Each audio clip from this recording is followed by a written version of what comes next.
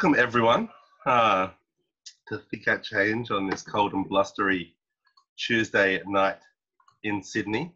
Before we go any further, I just want to acknowledge that we all meet wherever we're standing in Australia on Indigenous land, and I'm joining you from the traditional country of the Camaragal people of the Eora Nation, just the lower north shore of Sydney. I want to pay my respects to their elders past, present and emerging, and also pay my respects to all the cultures and traditions represented by all the country that you are all on, and all the country and all the traditions that you represent as well in your personal stories. Part of what we're talking about here today, and that we'll be exploring throughout the Think Out Change series, is about innovation and what are the innovations we need, how can we innovate effectively, how can we create the future that we need. And I think when it comes to innovation, one of the great advantages that we have in Australia is the diversity of our stories, the diversity of the different stories from the first Australians to the newest Australians, and the value of those different perspectives. And I'm really thrilled to have, I think, quite a diverse and fascinating group of entrepreneurs for you to meet tonight, people who I really admire and who I think are doing really important work in our community. Before I get there though, I want to give just a little bit of backdrop. So this is the kind of revival, and not the first revival I'll say, but of the Think Act Change group. It was interesting looking through of the people who RSVP'd through the meetup group itself rather than on the Pivot on Purpose website, which is about a third of the people who RSVP'd when they had joined the Think Act Change group, probably about half in the last few weeks, more or less, as we were promoting this event. So welcome, people who are brand new to this group. And the other half, probably from about 2012 to 2016, which is when Think Act Change was very vibrant, regular, monthly, in person, if you can recall such a thing, meetup group in Sydney that was founded by an old friend of mine, Avis Mulhall, and was a wonderful community for quite a period of time. And when I got back to Sydney in 2012, it was kind of a really important kind of platform for me to meet people who were doing interesting, purpose-driven work in Sydney at the time, people who wanted to think about how to change the world and then act to do so as well, in order to create that change. And so Avis moved overseas some years ago, and Think Act Change sat dormant for quite a while. But I hate to see a community of people who signed up for some good social change conversation to miss out on as such. So a couple of years ago, I asked Avis if I could pick up the group. I've done a bit of a hit-miss job since then of revitalising the community, some events here and there. But I'm thrilled to have the opportunity to kind of kick off a new season, a new series, and we'll see how long. I'm not going to say it's forever, but we're definitely going to do a great series of conversations now. We were originally gearing up to do them in Sydney, in the Darling Square area, and then of course, as we all must, have had to pivot into doing this online. And so I want to acknowledge that part of the reason we're able to bring this series back, this Think Out Change back for this series, is thanks to the support of the Darling Square Community Bank, who are our partner. They were going to be our physical host. And I'm thrilled that they've been prepared to back us to bring this event series online, despite themselves being, so locally focused. And I just want to invite Raymond Tai, who's the chair of the parent company, the City West Community Financial Services Limited, to say a couple of words about why they wanted to get involved in this event. Hello, everybody. We couldn't say no. I mean, a vibrant and active community. The goals and purposes, I think, are very current and timely. I think the world needs, this community right now more so than ever. So from a community bank's point of view, we are a social enterprise owned by the community, 200 something odd shareholders, but with the understanding that 80% of the profit goes back in to the community to do good. So, we run events and themes, or promote events and themes, under the banner Healthy, Wealthy and Wise. So, looking forward to do a lot more of these things and join the bandwagon, so to speak. We are one of many, and the more we support and help each other out, I think the more successful we will be, and the more the world will take notice. So, yes, very pleased to be on board. Thanks, Tom. Thanks so much, Raymond. Really appreciate that. So don't feel bad if I now kick you off the panel as we go forward.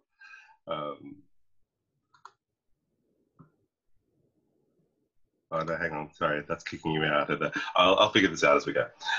As you can see, I'm still learning some of the functionality of this, which is an exciting chance to experiment.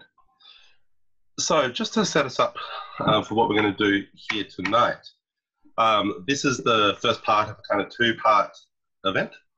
So first we're going to have a couple of short talks from Beck Scott and Luke Pearson to kind of frame some thinking around how they're thinking about some of the changes that are impacting our society at the moment, and how we as leaders and entrepreneurs, and particularly those interested in social purpose and progress, can respond to those. And then I'm going to gather together everyone you see on the screen now for a conversation over about the next 60 minutes after that, to jump off those initial comments. Luke will sub out for one of his colleagues, James. I guess I need to keep an eye on actually here on the side. And then we'll get into that panel discussion to just take that a little bit further, hear some more exciting, inspiring examples of how people are adapting, and just go a little bit deeper into how we can all prepare for the future, or develop what we're calling pivotability, which is that combination of skills and mindset that can help us be nimble and adaptable in a rapidly changing world. Before we kick off though, I just wanted to say a few comments, I guess, about why I think this is so important. And that is, we live really in an incredible time where things are changing faster than ever before. And that's, I think, both a real challenge in the pace of change confronts us in a variety of ways, including the acceleration of environmental impacts, and with it, the concurrent reduction in time we have to take real action against those, to alleviate those impacts. But it's also an incredible opportunity where we have amazing tools at our disposal. We're connected in ways we never were before. I think we all have access to ways of thinking and opportunities to build skills, such as we're doing through Pivot on Purpose, that help us create change in new ways. So this challenge is also an opportunity for all of us. But what it requires of us is that we have to constantly build a skill set around innovation. We must constantly be looking for new ways of achieving the goals that we want, because the world itself doesn't stay still. So the things that were proven to work yesterday are not going to work tomorrow. We need to be constantly adapting and constantly pivoting. And that's why we want to explore this topic through this first Think At Change. And what we don't want to do is simply look at how a social enterprise is adapting to COVID. That will be a context and an example, but we want to look at this wider scope of how is it that we're preparing for a world that is ever changing. And while 2020 has probably been a little bit more off the charts, unexpected, well, I was about to say than we expected, but that's kind of tautological. I think this is what we have to get used to some extent. That who knows, that there'll be some version of this in 2021 and 2022. It may take a different form, but we've got this acceleration of change, which is highly unlikely to reverse. And the fact of the matter is that historically, we haven't been great at innovation in the social sector. And that's because we have a bunch of well-meaning people trying to do the right thing, but in quite a risk-averse way. A sense of scarcity with the resources we have leads to a focus on not wasting those resources and investing only in things that are already proven to work. And so that means that as a sector, we're relatively good at investing in good ideas, but we're bad at investing in great ideas. And the reason for that is because, as some of you have heard me say before, good ideas look like good ideas, but great ideas look like bad ideas. And that's because they challenge the status quo. They challenge our assumptions and our expectations. They require or insist upon systemic changes in the way in who holds power, in whose voices are heard. They don't simply incrementally build upon the status quo. And that means when you look at an idea like that, your instinct is to think that's not going to work. And the fact is, most of the time you'll be right. Most of those types of ideas don't work. The friction of moving the status quo is simply too high, and they don't make it, and they don't work out as expected. But the problem is that in a rapidly changing world, none of us are smart enough to differentiate the genuine breakthroughs, the transformative, brilliant ideas that we need from the ideas that actually can't work. To do that, we have to try things. And part of the reason that those ideas may not work or may not look like they'll work is some of them are building for a world that doesn't even yet exist, but which they're anticipating arriving. They're looking beyond the immediate horizon into the wider trends in our society, and they're building an enterprise and organization capable of making a difference in that emerging world. And so I think that to really make innovation happen requires three key ingredients. It requires that there's someone with sufficient credibility to propose the change and for people to believe the vision that they're outlining, to be willing to take that leap of faith with them because they have built up sufficient credibility in themselves or in their project, in their progress, in their promises, and in their partners. They've got the credibility for someone to slightly suspend that disbelief and say, you know what, let's give it a try. And so the second key ingredient is someone able to bring resources with a sufficient risk tolerance to invest in the unproven approaches, which is where innovation lies. And then the third thing that normally brings these things together is a sense of urgency. If everything's working just fine, we normally don't see a lot of risk tolerance or a lot of preparedness to try new things. But when you have that, as they often say, a burning platform, you suddenly discover a new will or a new tolerance to try new things because there's such a clear understanding that the old things aren't working. And I think we've seen all those things come together in some of the examples who you're going to hear from tonight. People with incredible credibility who've been able to find the right backers and partners to come on that journey with them and have in many ways been, fueled, and I guess the context that has required them to do so because of some of the really significant changes that have hit us this year with first bushfires, then COVID, and now reckoning around white supremacy. And who knows what next, climate change, always lurking right on the horizon. So with all of that as preamble and context, I want to introduce the first of our short talks for tonight, which is from Beck Scott, the co-founder and CEO of Street. Street is a Melbourne-based social enterprise that works with marginalised young people aged 16 to 24 years and provides them with a healthy self, job and home. Street run a portfolio of 11 food service businesses, including cafes, an artisan bakery, a catering company, and coffee roastery. So you can imagine how much COVID has impacted them recently. And I'm really looking forward to hearing how they have responded to those challenges. To date, they've worked with over 2,200 young people who have helped serve over 3 million customers. Thanks so much for being here, Beck. Pleasure. Thanks, Tom. Firstly, lovely to meet all the other panelists. And I'm very jealous of your freedom, given the lockdown that we're in here in Victoria and just the crazy times that we're in right now. Tom, the point that you made, I guess, around change and the never-ending change. You pointed out the bushfires and then COVID, but we just can't forget that we're in a way bigger transition, and we actually need to speed up that transition. That's the climate transition.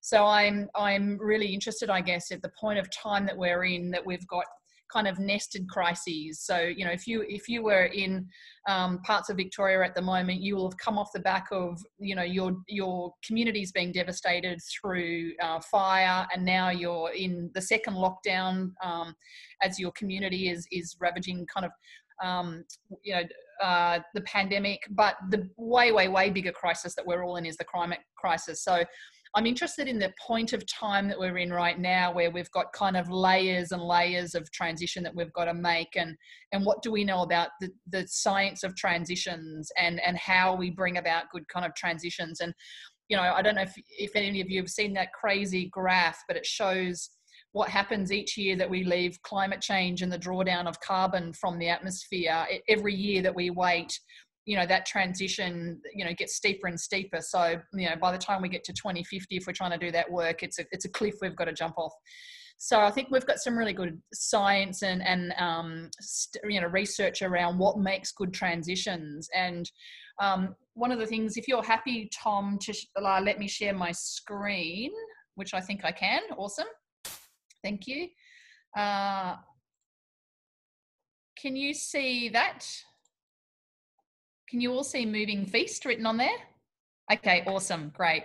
I'll actually start with just the last slide, which is actually some academics that I really like, Gills and Schott, and they talk about kind of transition pathways and what we've got to do to transition very rapidly into new worlds. And they talk about systems kind of operating at 3 levels. So you've got this kind of niche level down here. You've got a regime level and a landscape level, and the niche is kind of all of those enterprises. It's kind of at the level of individual projects and enterprises down here.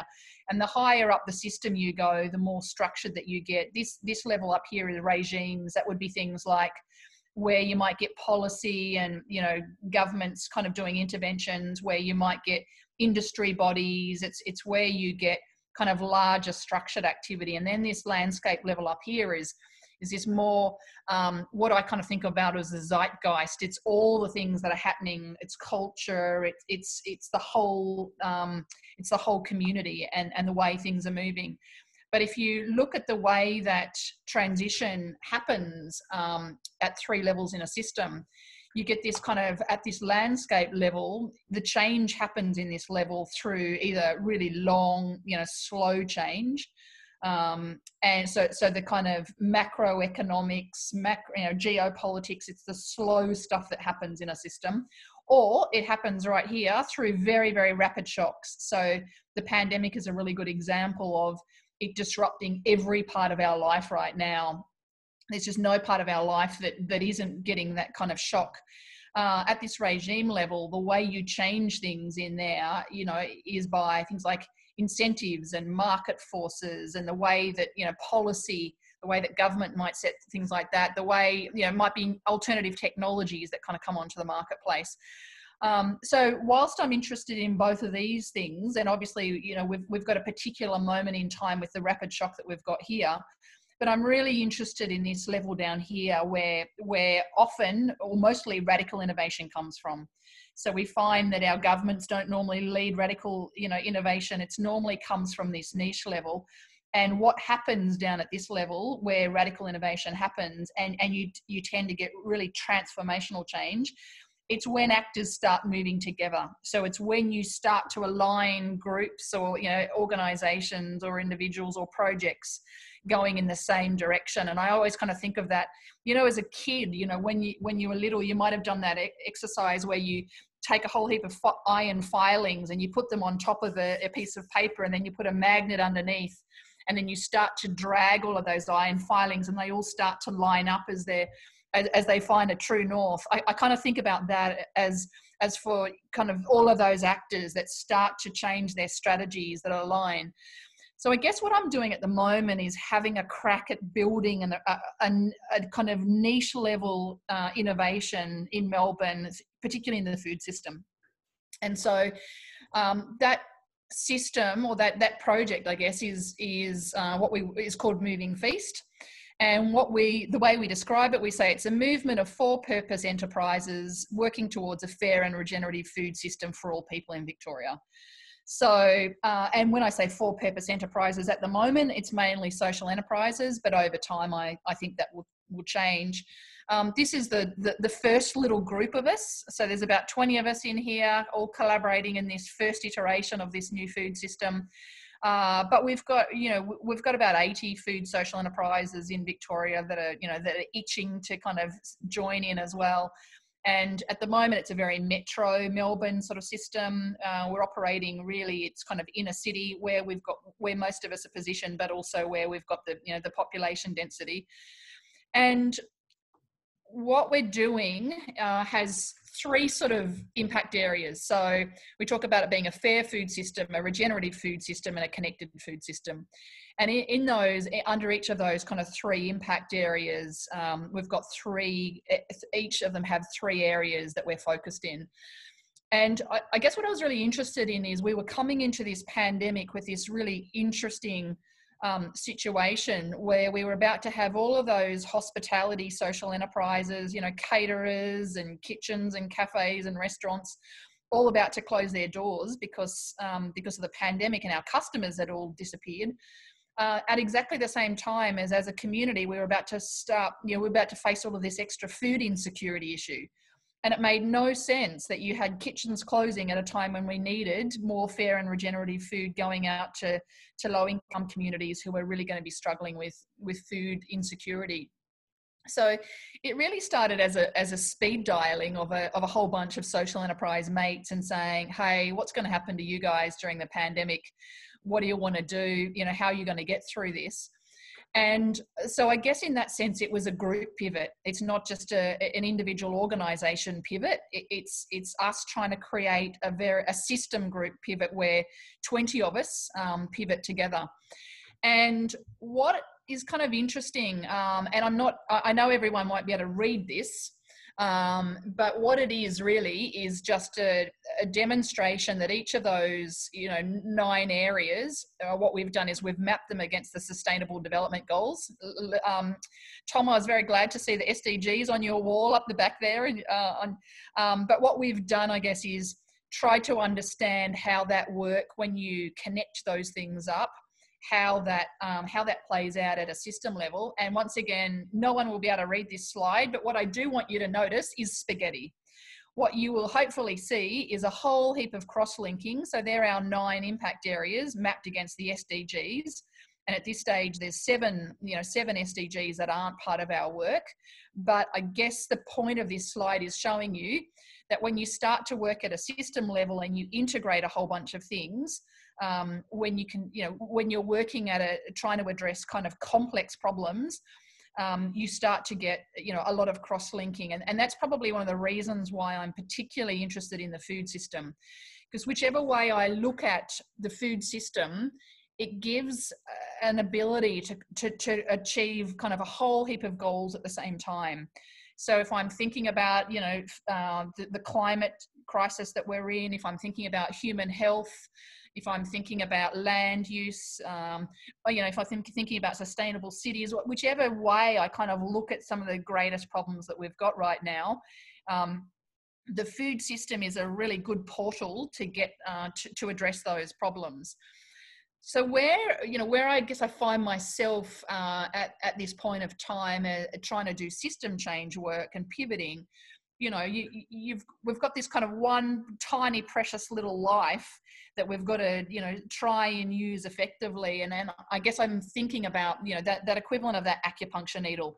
If we're trying to place the hours of a day or the work that we're doing as an acupuncture needle into a bigger system, how do you create that bigger movement and finding those kind of large systems where making one change creates a whole heap of ripples and interconnected changes has been very much kind of where I've been putting my focus. At a more practical level, it's actually pretty simple.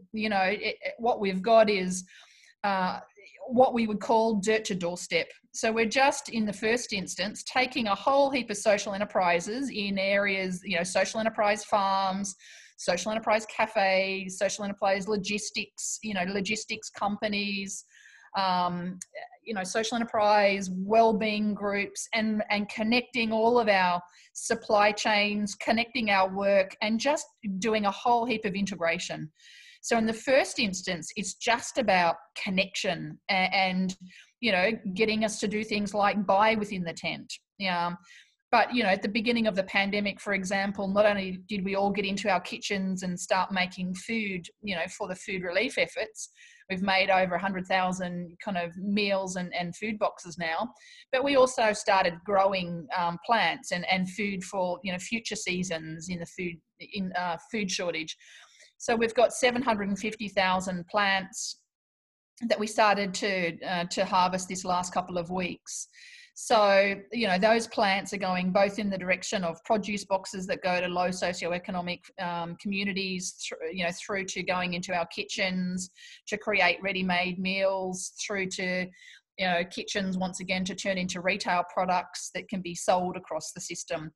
So if I look at the system right now that we've created, it's still really young. It's young, it's messy. We're building the systems while we're actually operating at warp speed. But I guess I'm getting a sense right now of overall potential in the system. And what you can see is when you start to scale this system and you're creating that connectivity, that's where it starts to get really exciting. So if I was saying, where did I want this system to be in a couple of years? I think we'll very much work towards building a great big urban food bowl across Melbourne. So you end up with, essentially Melbourne becoming an enormous distributed farm where on the top of one rooftop, on Collins Street rooftop, you might have your olive orchard. on the, another rooftop, you might have your citrus orchard, you might have your community gardens down at ground level, dotted in amongst your community. I think we'll have our own social enterprise supermarket or grocer or retail store that is selling a lot of product. We'll have hundreds of training and employment pathways for people, right across this food system. We'll have, weekly farmers markets embedded in communities all over, suburbs all over the city. We'll have new technology being able to be used in kind of urban food systems, whether or not that's, vertical growing, whether or not that's indoors, whether or not that's, aquaponics and hydroponics. I think we'll have a whole heap of pop-up retail stores all around the city, because as we move in, as the city's got to evolve itself, we're going to have all of this, retail and shop fronts closing down because rents, so there'll be so many less people in the city as corporate offices aren't used the same way. I think we'll have a large amount of work being done in diverting large amounts of organics from landfill. So the food industry is a very, very wasteful industry. An enormous, about 60% of all food coming through food retail and hospitality goes to landfill. So that should all be captured and become part of this bigger growing system. So I think there's just this endless amount of scope to innovate and create a whole heap of kind of new startup ventures and aggregate, buying power, link up the supply chains. There's just so much stuff. And I've got this kind of crazy book that sits beside me at any given time where, all the pandemic, startup opportunities and new enterprises that we need to build, are part of the kind of planning. So that's probably a good overview, I think, Tom, just for this first bit. But essentially, a group pivot in the food system with social enterprises trying to do some transformative work. Brilliant, Beck. That was so great. I love how you started at the end and then kind of worked us towards the front of the presentation. Makes me wonder what was in those early slides, but that was really great context. Thank you very much. Okay, next I want to let me make you our spotlight. Luke, there you are. You have a nifty little Pearson graphic at the bottom of the screen. I like it. I don't have a PowerPoint, but I do have that. Yeah, I like it. And both of you are doing really well with your backdrops as well. Rate my room, if you've seen that great Twitter account. I'm a big fan of. So yeah, really thrilled to welcome Luke Pearson, who's an old friend and someone whose work I really admire. He's a Gamilaroi man who founded Indigenous X in 2012, which if you don't follow, you must. It's truly one of the must-follow Twitter accounts. It's much more than a Twitter account, but it started as a Twitter account, and it's genuinely one of the must-follow Twitter accounts in Australia. Luke has worked as a teacher, mentor, counsellor, public speaker, collaborator, mediator, facilitator, events manager, researcher, evaluator, reporter, and much more.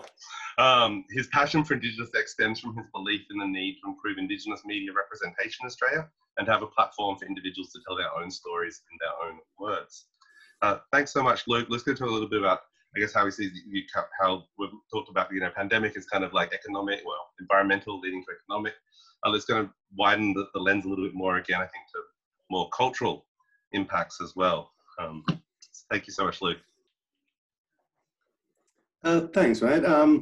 Yeah, first off, I'd like to acknowledge country. I'm coming from Awabakal land, which is up around Newcastle way. I'm up in Lake Macquarie, raised in Wiradjuri country, mob from Gomeroi country. And yeah, pay my respects to wherever the country that everyone's tuning in from today. It's always tricky doing acknowledgements of country online, but I think it's important that we acknowledge we all stand on unceded lands, and the language is shifting, and it's been really fascinating for me. We do a lot of media comms work, we do a lot of PR work. For those who don't know the Indigenous X sort of journey, we were born as a Twitter account. The idea of a different Aboriginal Torres Strait Islander person each week, take control of the account, do what you want. And Guardian came to Australia not long after, and they said, we want to get every host to write an article for the Guardian. One article each week, every host gets a chance. That made them the broadest publisher of Indigenous voices, mainstream publisher, outside of Corrie Mail or NITV, instantly.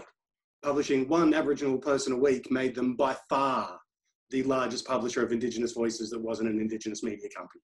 So that's kind of where we started from. And it's been great to see how far we've gone over those 8 years. Things that would have got my father locked up or killed, I now get paid to get on a stage and say. So, there has been positive change, but I think the recent push around Black Lives Matter and us working in a media comm space, so seeing how many organisations have wanted to come to the table, quite rushed, seeing this global movement, going, we want to be a part of it, but without really understanding what that means. And so, unfortunately, that means we've had a lot of very superficial requests and a lot of, we want to do something, we want to do something big. We don't have any money, we don't have any time. We'd like you to do all the work for us, but we really want to, be a part of positive change. Has been most of those conversations have gone so far. But the work we try to do through our media and comms, our training, the media we create, is about, at its core for me as a teacher, it's about getting people to understand that anti-racism work, one, isn't as new as it may be for you having just discovered it. This is several centuries of work that those of us who are engaged in it today, stand on the shoulders of giants in every sense. But when people come to it, with these fresh eyes and with this excitement, I think they miss that anti-racism is not a charity. It's not a value statement of like, I'm a good person, I want to do good things. An analogy I quite often use is, I really hate sickness. I hate that people get sick. I hate that illness exists in the world. That doesn't automatically make me immune from it. And it also doesn't make me a doctor. And so when someone comes and says, I hate racism, that doesn't mean that they don't have issues within themselves or their organization or their communities that they need to address. And it also doesn't mean they necessarily have the expertise to identify how to address it internally within their organizations or how to make a positive impact on it in society.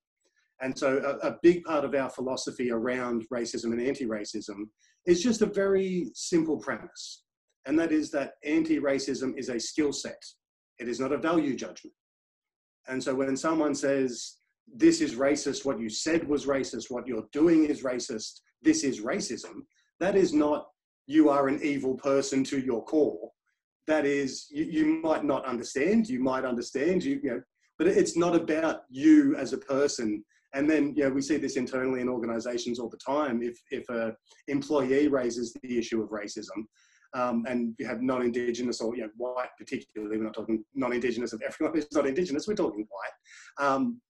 And managers, well, they're not racist, they're a really nice guy. It's like, that's not what we're talking about.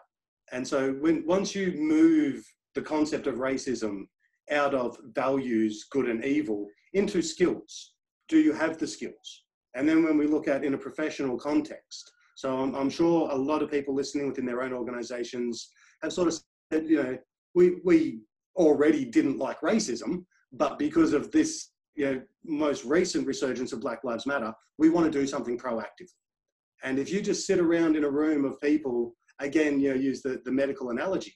If I sit in a room full of people who aren't doctors and say, so what should we do about cancer? We probably won't come up with anything that great. If we want to do it, we really need to talk to doctors and say, you people have been working on this for years. How can we catch up and help what you're doing? And that might be simply donating to what they're doing, but it might also be developing an understanding so that we can have that conversation more honestly and more acutely within ourselves. Because I think that first point about self-reflection and being open to go, oh, actually, there's a whole bunch of ways that we may have been part of the problem that we need to be very honest about. Again, without hanging your heads in shame, because despite the narratives around it, white guilt does not fuel my car, it does not pay my bills. It's not a useful thing that I'm interested in. It's a real emotion for people and they need to work on it, but it's not what we're doing this for. It's not how we measure success in how bad white people feel about racism. It's actually about alleviating those who suffer racism their day-to-day experiences, from the micro to the macro. And looking at that layered graph that you were putting out, when we talk about all the different systems and how they interact within, particularly within those Western countries, racism, white supremacy particularly, sort of is the one thing that really transcends absolutely everything you're doing. Like there is no aspect of this society that is removed from it. And when we understand the foundations of Australia particularly, born on terra nullius, first coming together as a nation from a group of colonies to found the White Australia policy, just so many acts again and again and again were really coming from a place of social Darwinism, eugenics, and very overt white supremacy.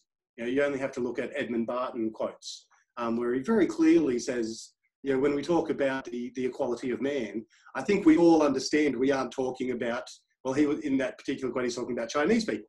He's like, he's saying, the equality of man is only the equality of white men. Everyone else is inferior, and I think we all get that. And I think we like to imagine that we've moved so much further from that in the 120 years than we actually have. We never went through a process of reckoning, of unpacking that knowledge. So we may have removed a lot of the overtly racist laws, but the psychology that underpinned them really has just been sort of left to fester on its own. That's why a lot of the anti-racism training work we do, if you give me any manifestation of contemporary racism within Australia, I can draw a very single straight line back to social Darwinism, because there isn't really much in the way of new racism. It all sort of comes from these underlying philosophies that shaped a civilization for centuries, up until and including living memory. Like, this is not the ancient history we like to imagine it is.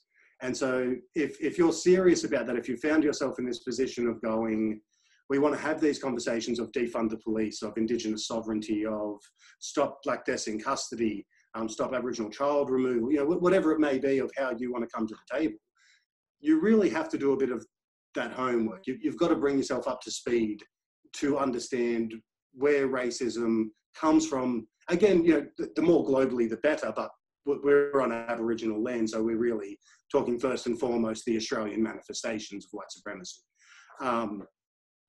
And there are things that you can do. When I get those emails from people like, Luke, love your work, how can I help close the gap?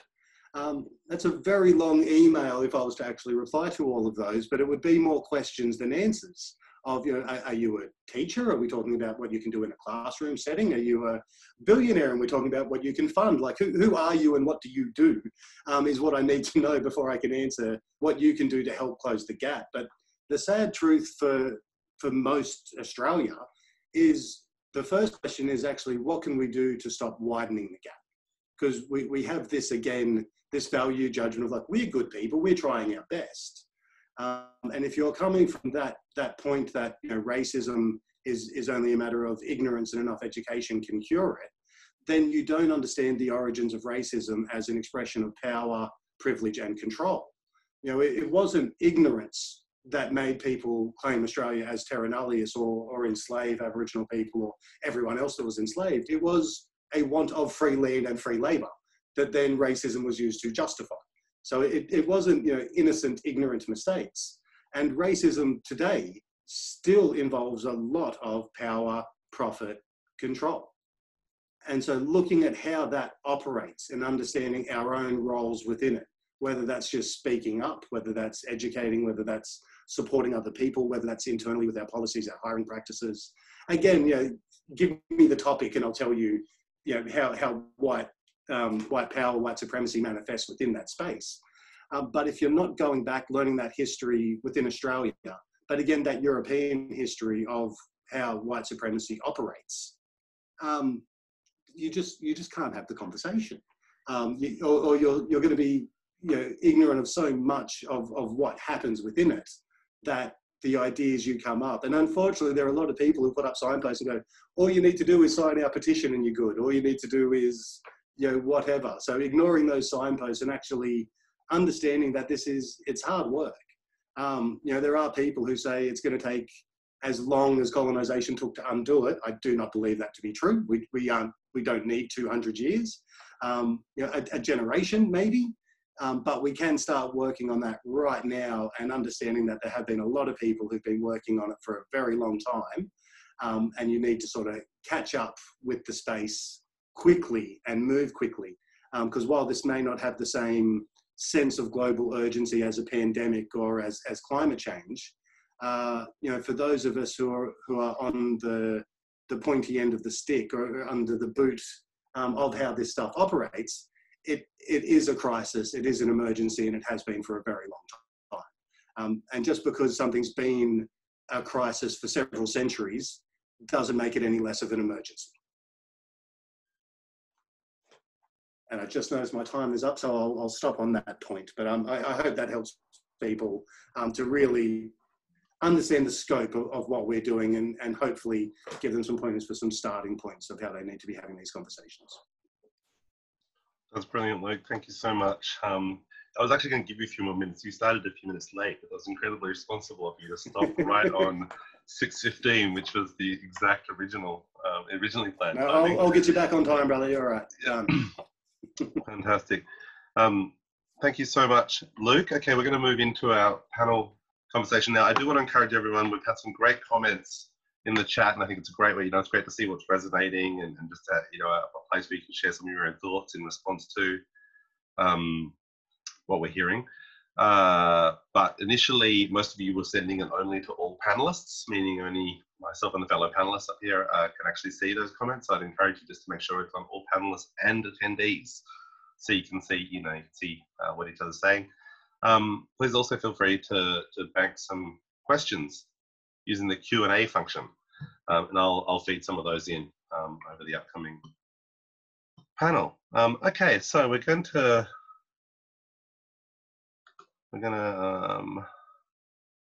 say farewell to Luke and welcome his colleague James up onto the panel. James, have we got you?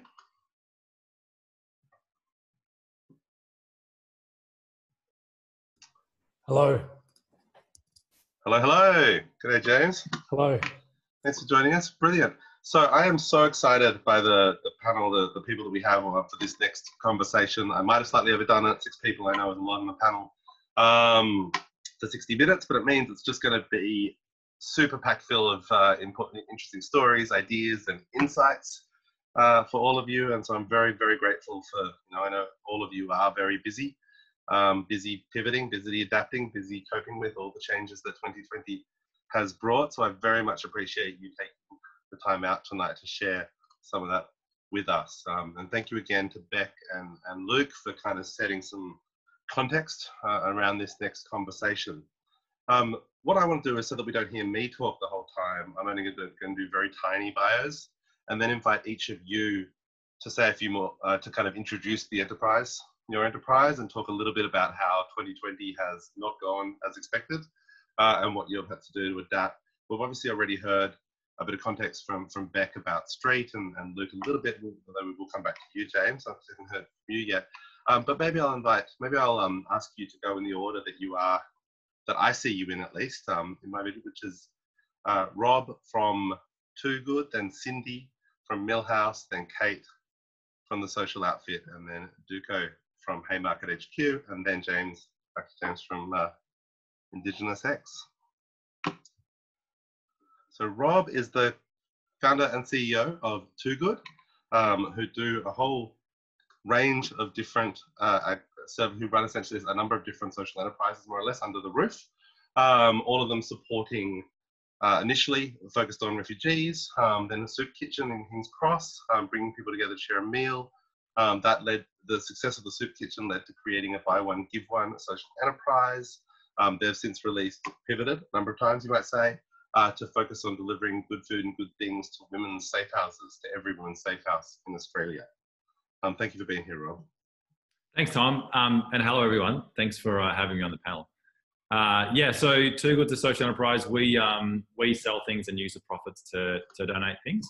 But we also, and our social impact really is in the employment. So we employ women from the shelters that we donate the food to as a pathway out of homelessness, really. And so The whole idea is when we donate the meals, we tell people about the work that we do, and then we employ based on need and not skills. So most often someone will start work with us and, you know, very little skill set and very little self-worth.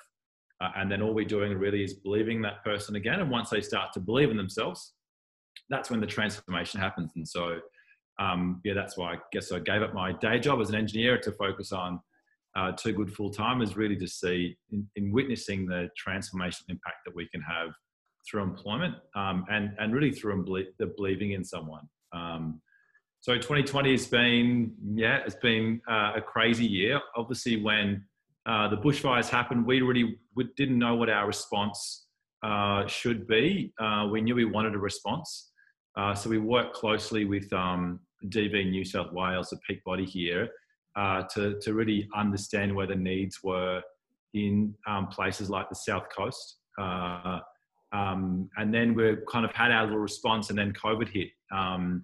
And then, like Beck, you know, we drive a lot of our revenue through the sale of food and catering. And our other part of the business is through good things. So anything from hand soap to hand lotion to, luckily we were selling hand sanitizer just prior to to COVID happening. So we had a really good kind of sale there. But pretty much everything went to zero on the catering side. And what we also noticed, similar to what Beck was saying, was that the demand for the services was increasing. So primarily due to a lot of the other larger charities of food services were unable to deliver food, primarily, and maybe it's because some of their volunteers were a bit older, or there weren't that much food wastage at the time. And so we were getting all these additional requests for more food. And so, you know, we set this thing up to provide for our community, and all of a sudden we had no ammunition to be able to provide that. So really the first thing that we looked at doing was kind of going back out to our supporters and saying, this is the position we're in. We'll go down fighting if we have to. But we pretty much went from a social enterprise to being back to a pure charity, and calling for donations and leaning on some of our supporters, and to enable us really to continue through the whole process and keeping all the women employed, and in fact being able to deliver additional meals through that period. We're not out of there yet. So one of the challenges we have now is how do we use the funds that we've raised so that we don't have to go back and ask for funds again in 6 months, 8 months time. So really working hard on returning and bringing back some revenue to the social enterprise. Great, Rob. I want to hear more about that, but after we give everyone a chance to kind of set the scene a little bit. So my next person to introduce is Cindy Mitchell, who's the founding executive director of the Millhouse Accelerator, which is the leading social enterprise accelerator program based in Canberra, an offshoot from the University of Canberra. And she's also the chair of the new Social Enterprise Council of New South Wales and the ACT, and full disclosure, I'm the deputy chair. Very proud to support Cindy in that role. Thank you so much for being with us, Cindy. Thank you so much for inviting me, and I'm so inspired by all of the presentations up to this point, and just to be on a panel this wonderful. I've got goosebumps, so thank you very much, Tom, for the invitation.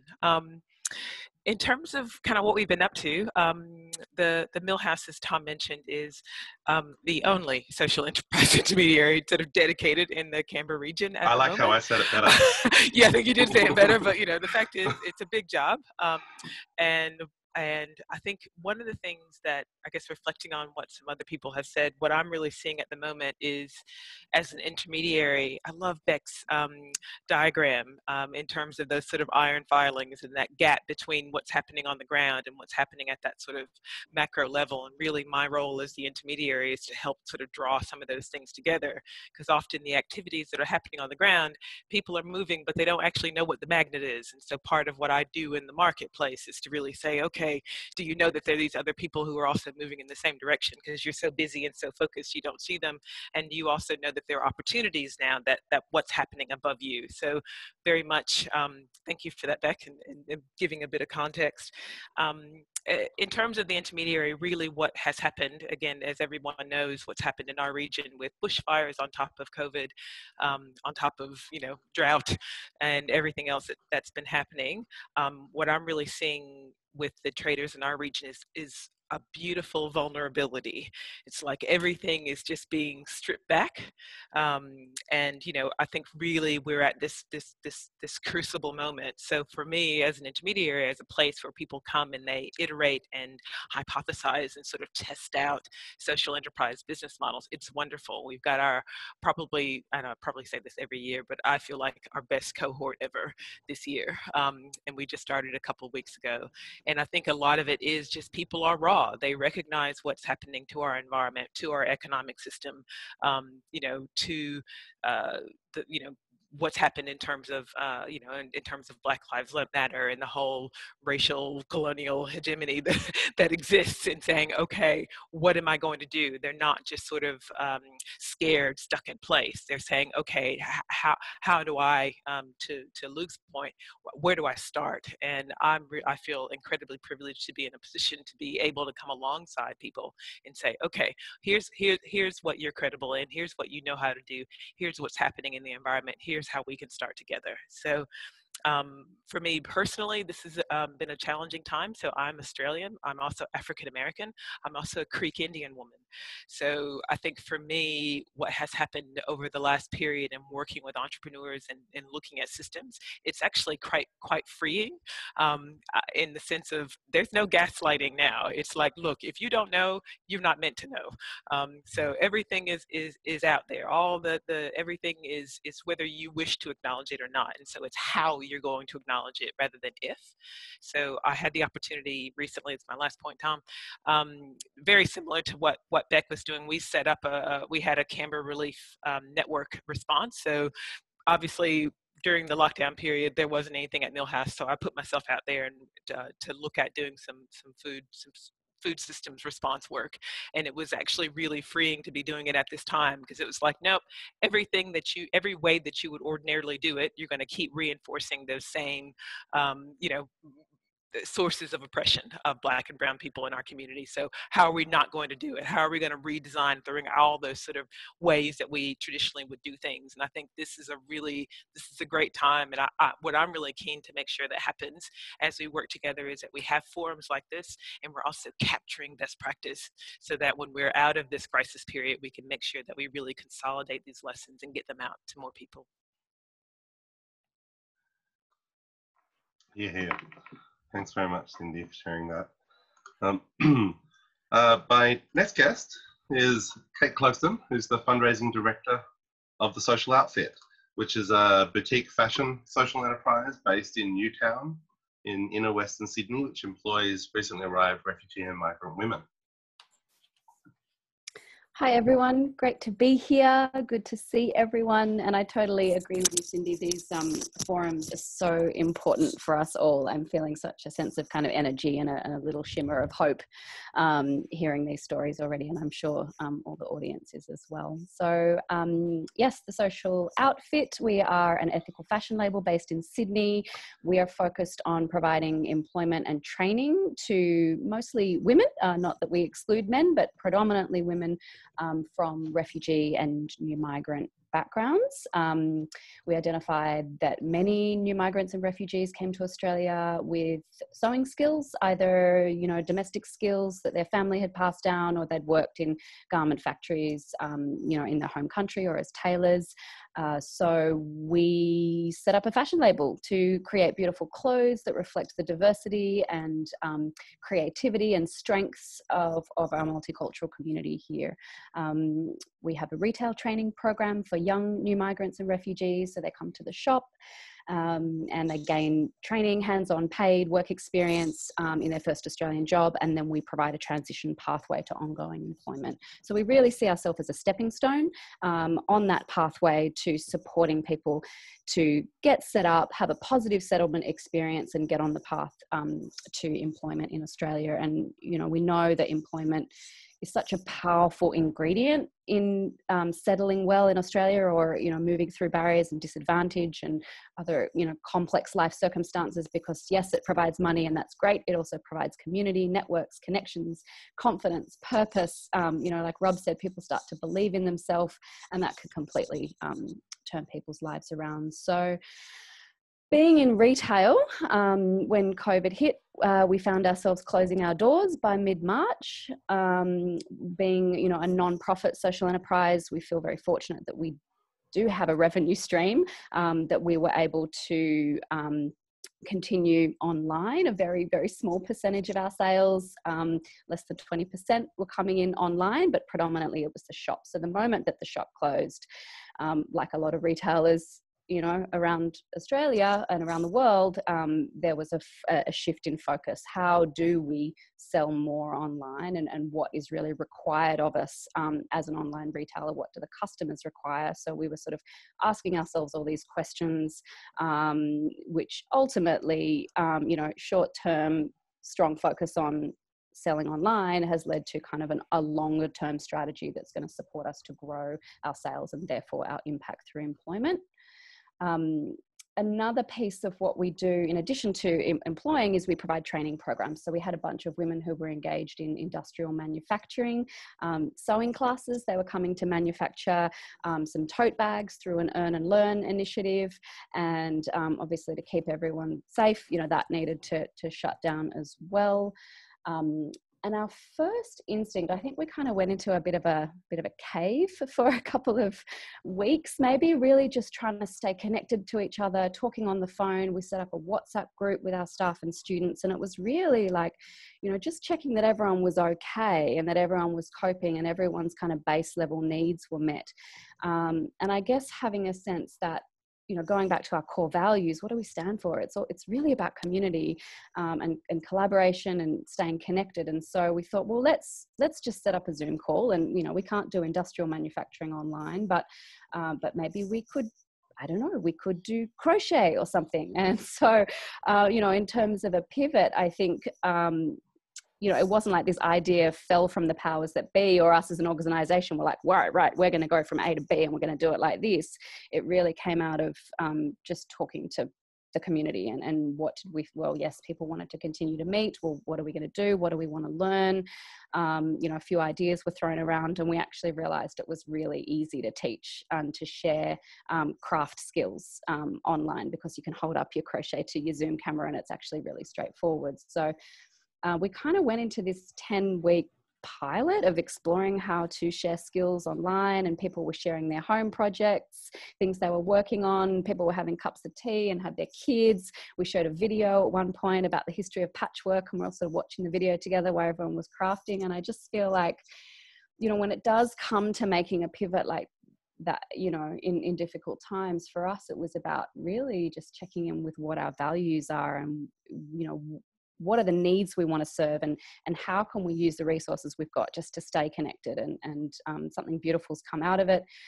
We did crochet. We started, you know, everyone wanted to learn how to make face masks. So we did a face mask manufacturing workshop. Some people were hand stitching. Some people had home machines. They were making them on their domestic machines. And then, you know, now that we've opened up, we're very grateful in New South Wales to be out of lockdown, and we hope to stay that way. There is a huge demand for face masks, and we have industrial sewing machines, and we have a bunch of women who now know how to make them. So we started selling face masks through a buy one, give one model. We really felt strongly that it was important for us to give back. So for every mask we sell, we donate one to a community in need. We just started by giving them to our staff, to their families, to their communities, to distribute among their networks. But then we're also partnering with Too Good through their meal delivery services. We supplied some face masks that have gone out to, gosh, I think close to a dozen different women's shelters. So yeah, I feel like one final thing is that, you know, if you are going to do a pivot, partnering is always a really great way to go about doing it, to find where the resources are and where the energy is, to kind of connect and share resources to create the impact or change that you're looking to make. Great. Thank you so much, Kate, for sharing that with us. Introducing the next person I'll introduce is Duco van Riemen, who's the founding general manager of Haymarket HQ, which is Australia's first innovation hub and co-working space, supporting entrepreneurs to grow into the Asia Pacific. And they're based right off the Chinatown Mall, which is a very cool location. I spent a very happy year there, eating many dumplings while working very hard. So thank you for joining us, Duco. Yeah, great to be here. Thanks a lot for inviting me here. And with the new Darling precinct, there's even more lunch places available now. So maybe I'll just briefly introduce it. So I'm originally from Holland, spent a good amount of time in China, and then helped here set up Haymarket HQ, which in a sense is a social enterprise. We're a registered charity, profit for purpose model, where we help entrepreneurs grow into foreign markets, as well as now foreign entrepreneurs grow into the Australian market, which we hope will create some more jobs locally as well. And we donate part of our profits to charities. So for instance, last year in December, we donated a part of our profits to a mental health charity supporting mostly refugee kids in the western suburbs. They had to pivot. It was supposed to be for actual events. They're now all turning into virtual events. And it's been great learning how some of you have pivoted as well. Obviously, us running a co-working space amongst others was pretty hard hit. We had a large number of companies from abroad, 20 companies coming in on a Monday. But the Thursday before that, I think it was WHO that declared it a pandemic. So we had to cut the program, which was pretty difficult to do. We had to renegotiate contracts. That night, we had a burglary as well. So it all came crashing down within about the span of a week, because the week after the whole place emptied out as everyone went to their homes. So pivoting is something that we know well in the past 3 years that I've been working here. We had the roof taken off because of flood rains. We had fires next door. Now we have COVID. It sort of never ends since I got here. But regardless, it's taught me a lot of important lessons. And I think one thing we've done well is to pivot a little bit during this time. And we did that by just simply being proactive. Obviously, your health is a big concern for everyone, especially now during COVID-19. So before any government regulations came out, we simply tried to, first off, protect everyone that still wanted to come in and that were allowed to come in through just, having your temperature checks. We have oximeters, we have declarations you need to sign. So we basically had a huge barrier to just get in, which really helped our business because it showed people that, we took it seriously. And that's why we're now nearly at occupancy levels again, keeping in mind the 4 square meter rule that is, which still only allows us to welcome about 50% of the usual. But that's been extremely useful, building up quickly community chats and community Notion workspaces, so where we had virtual drinks, we had WhatsApp challenges, anything we could do to keep that community together and to offer some support. Because I think for most, we may have, some of you here listening in may have had some health issues, your family may have had health issues, and I think most of us at some point had to deal with some mental issues as well that arose from mental challenges that arose from COVID-19. I personally, my anxiety just started peaking, and I think a lot of people have seen that. So one of the things we tried to do is really bring people together, share that, be open about it, remove that taboo a little bit. I started creating PowerPoints on my learning, sharing that with people. So being proactive has helped us quite a bit. And we have since launched, in that time period, a large-scale virtual program for international students who are particularly struggling at the moment. So we had about 100 students come through that program, which was really beneficial. We gave every single startup in our space 4 months of free rent. We are setting up a chatbot for immigrant entrepreneurs, particularly in the Haymarket area where we are. So anything we can do to help businesses around us, we've been trying to do. Some things work, some don't, but we're happy with the progress we've made so far. And I think I'll leave it at that to give the other panelists plenty of time to also voice their thoughts. Thank you. Great, thank you, Duco. I've been very impressed. I'm still on Haymarket HQ's email list, so I've kind of still been seeing how much you've been engaging your community and kind of, for a while there, you were a co-working space with no co-workers. I thought it was really interesting how you kind of showed up in the world as a co-working space with no co-workers, and I thought that was a really great example of having to rethink kind of how you did things. So thank you for sharing that. And so James, keen to meet you fully. Thank you for joining our panel. I was stepping in for replacing Luke. James is the Business Development and Engagement Manager for Indigenous X. His background is in media and communications for NGOs and Indigenous organisations, including running his own boutique digital agency before joining Indigenous X. I'd love to hear how it's affected, how the current situation has affected you guys and your work, and if you've had to make many changes in order to deliver. I think you did a lot of in-person events now, so I imagine it's changed a lot for you. Yeah, thank you for having me. Yeah, before I begin as well, I'd like to acknowledge country. I'm a Gunditjmara Wiradjuri man, and I'm currently living in Sydney on Gadigal country. So I just want to pay my respects to the elders past and present, and anybody else who's Indigenous who's on today. Indigenous X, it's a really interesting place to work.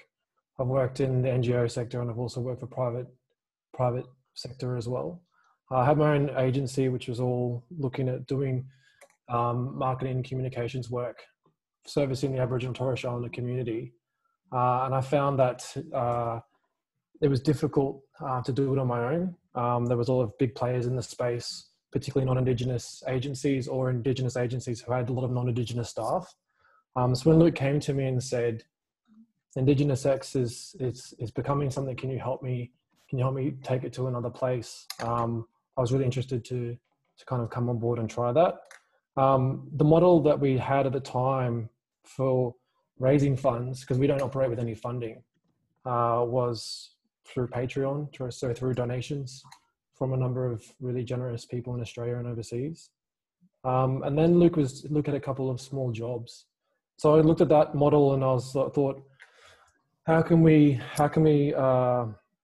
continue to service the media side of the business, but how can we grow the consultancy side as well, in order to enable us to do the work that we want to do, but also remain a bit true to the core philosophy that Luke has set with Indigenous X. So it's been really interesting because we don't hold back with the content, talking about the uncomfortable things such as race and racism, but also bringing in clients and getting revenue by servicing corporate Australia and government agencies in the country.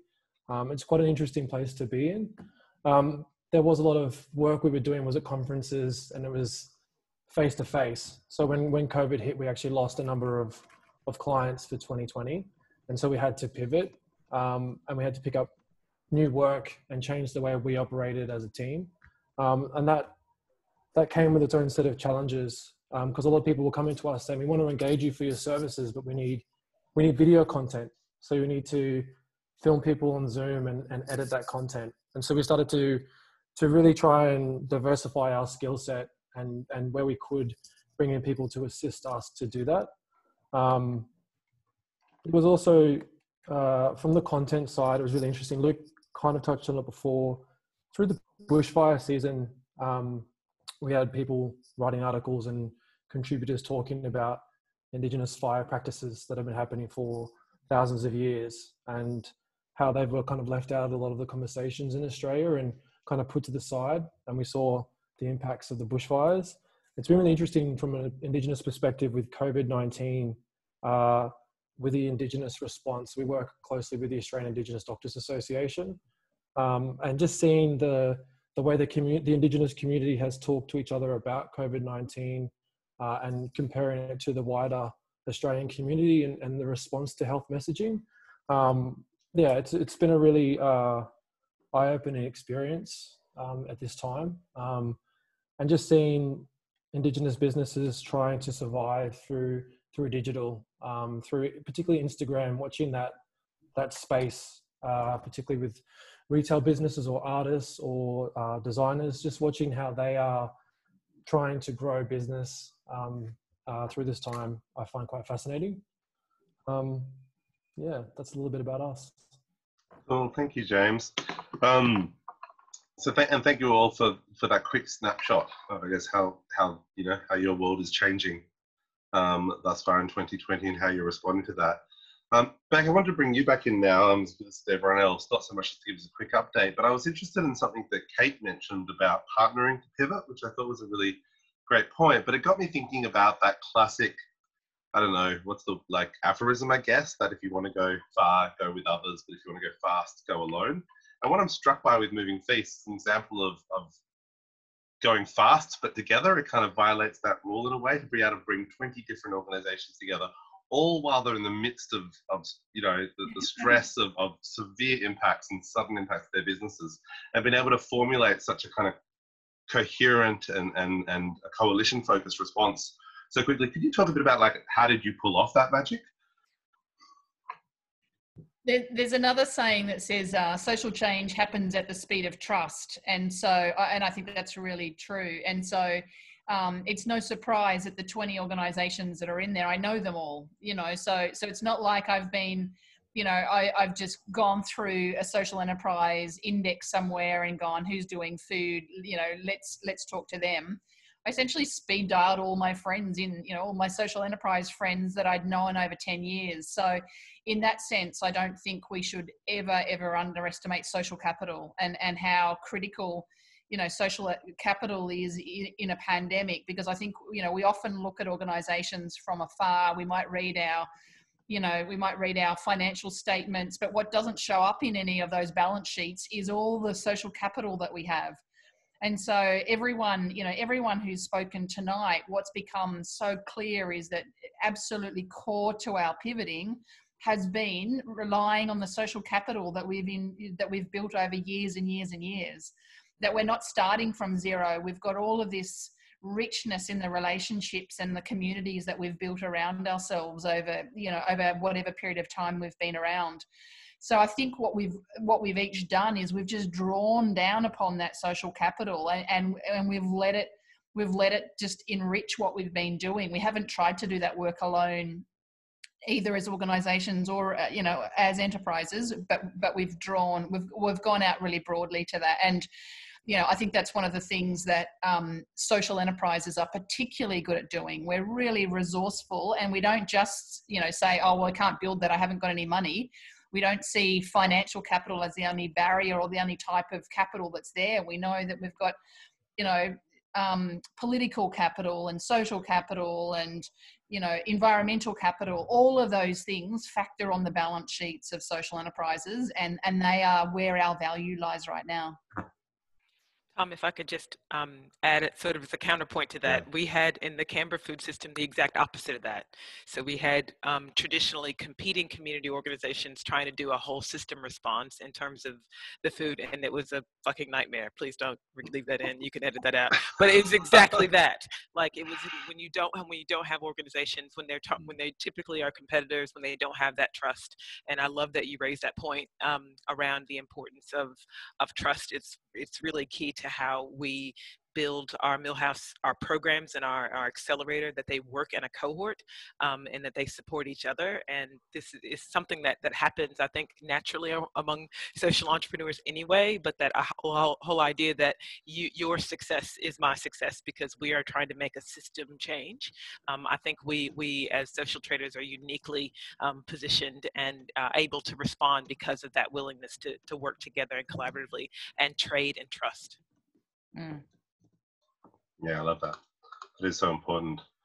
Kate, I wonder if you'd have anything that you'd want to add to that. You introduced this idea of partnering to pivot, which is a kind of phrase that really resonated with me when in that time, when in that moment of uncertainty, look for others that you can collaborate with.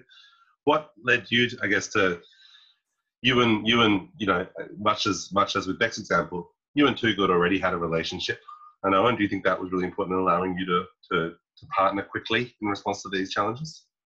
Yeah, absolutely. You know, with the distribution of masks, very simply, it was a no-brainer, I think. You know, Too Good had the distribution channel set up already. They were already delivering food. They already had relationships with a lot of you know, specifically kind of women's shelters, and they'd been, as Rob said, they'd been working with DV New South Wales, and so I think the trust was there that, you know, if Too Good had the relationship, you know, we trusted that it was a really good channel to, you know, send a mask along with a food package. But I think more broadly, when it comes to partnering, I guess the first question that we were asking ourselves was, what is the need really here? And yes, there was kind of a revenue gap that we had once the physical retail store had closed, and all of a sudden no one was coming in to buy clothes. No one was really in the mood to try on and buy clothes.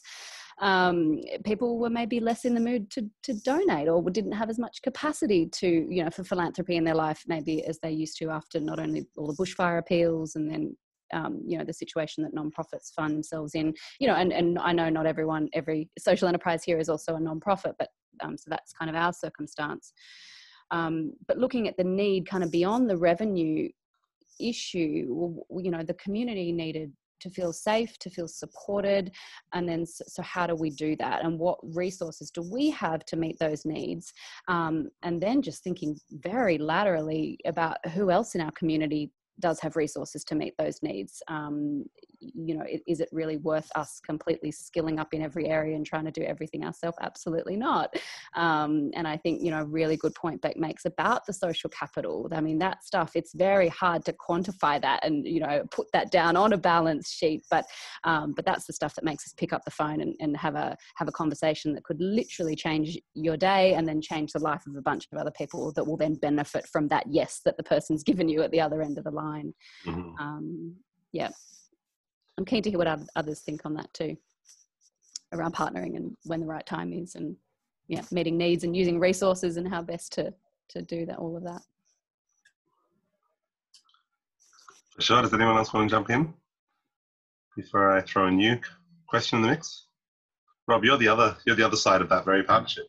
No, well, Kate's a good. Well, I said, yeah, of course. Well, I mean, it's a no-brainer. We're already doing it, so I would be pretty mean to say no, we don't take your mask. But I think what we've already developed a relationship and I know setting up a monthly chat with the other social enterprises who are facing the same issues and being very transparent about, you know, the issues that we face and the problems that we're making, and how do we kind of share those collectively so we can potentially avoid making those mistakes again. I've really enjoyed those sessions that we've had with the other social enterprises, but same as I think based on the trust that we had, we don't often ask for a call out for money, and I think I was very humbly taken back by the amount of people who have jumped on back to us straight away, because if I just started, one of my first crowdfunding campaigns I've done, it was quite difficult to build that trust, but now when we put the call out, we were just very humbly, we've been very well looked after by our partners and people in the community. So that's been a great thing to have. And likewise, our existing corporate partners, it's just been really amazing to pitch an idea and to say absolutely, to hear yes straight away without even, knowing that we have that relationship that, it might fail, it might not, but we'll be there to make sure that we'll deliver. We'll do the best we can to deliver a great outcome for the corporate, but also for the people we're here to walk beside. And so, I love that the miles that we've all done to build that trust, really. Yeah, yeah, totally. I want to loop back to something that obviously that you raised, Yuko, just about, you're a co-working community and just obviously the very severe impacts. And Cindy, you guys kind of have a co-working element as well. So both of you running physical communities. For a while there were no physical communities. You're back at 50% capacity now. But I'd be interested in your thoughts, looking a little bit beyond the present moment, into how you think this might kind of change the trajectory of, what's sometimes called the future of work. I read not long before the whole COVID thing that, I forget the exact stat, but something like by 2030, 70% of everyone would be in a co-working, some sort of shared type facility.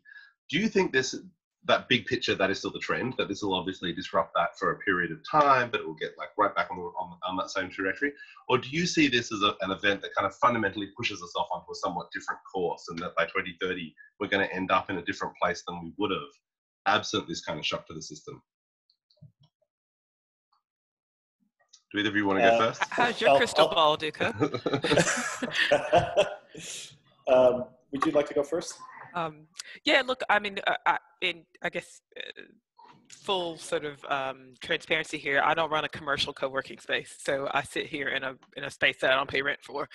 That's quite empty at the moment, and it's okay because I don't pay rent. But you know, for me, it's all about community. So our community, even though obviously what we would have done was meet together in this space. We've now made that sort of transition. I won't say seamlessly. We've made that transition online. We are still a community that needs to come together. So there will always be that demand. So to me, I see as someone who uses co-working spaces more than anything. It will be back. So I'm in a good position right now. I don't have to give up my lease or anything like that. But and I'm grateful that I'm not necessarily relying on it right now.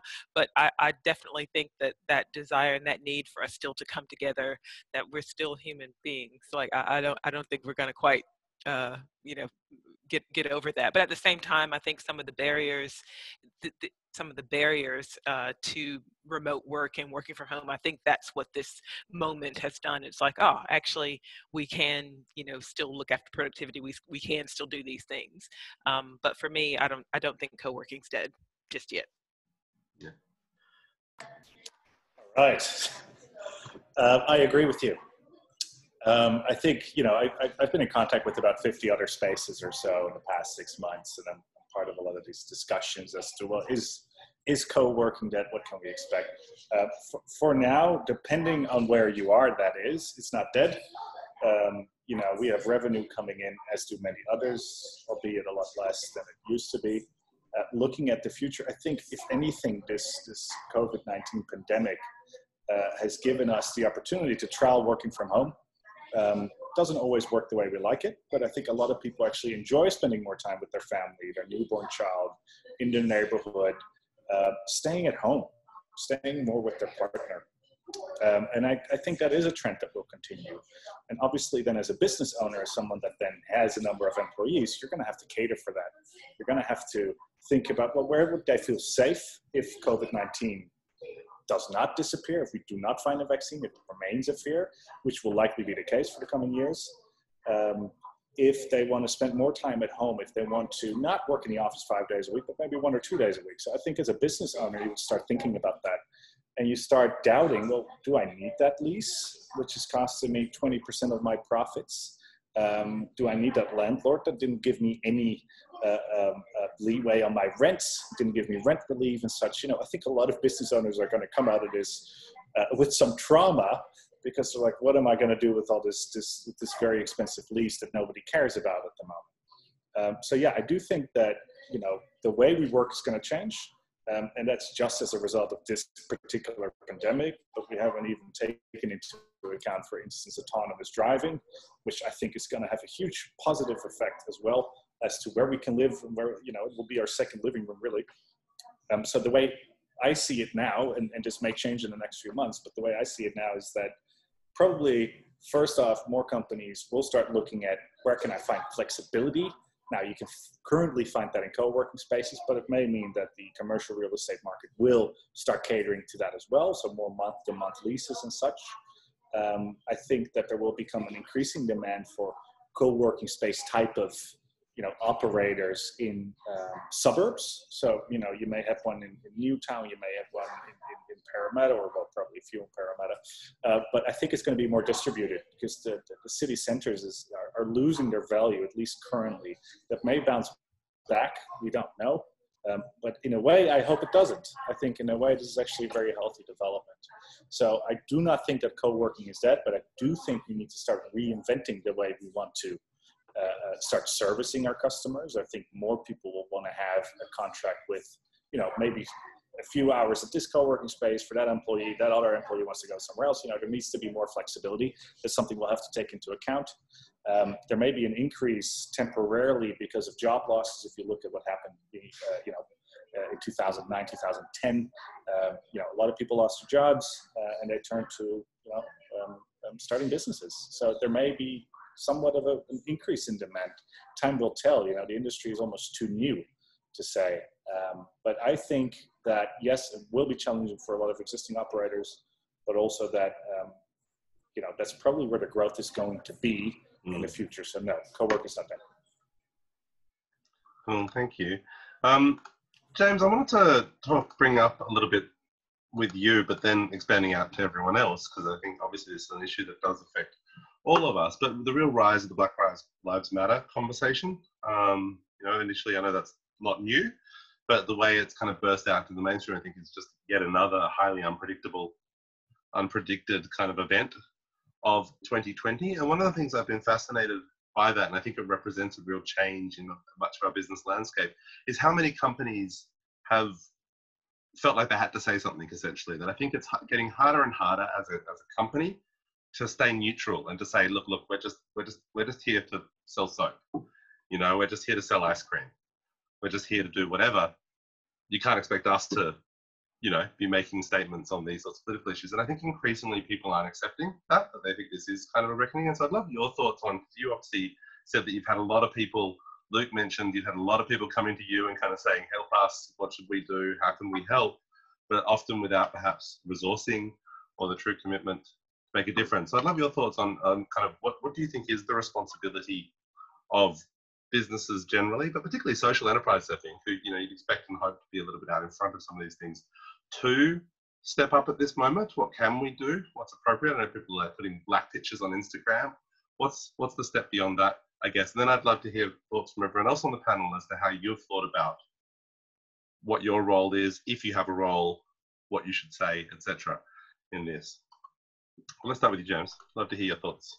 Yeah, that's a really interesting question. And it's something that we actually, Luke and I and other staff members spent a lot of time today discussing. So we've had a corporate come to us, and I won't mention the name for privacy.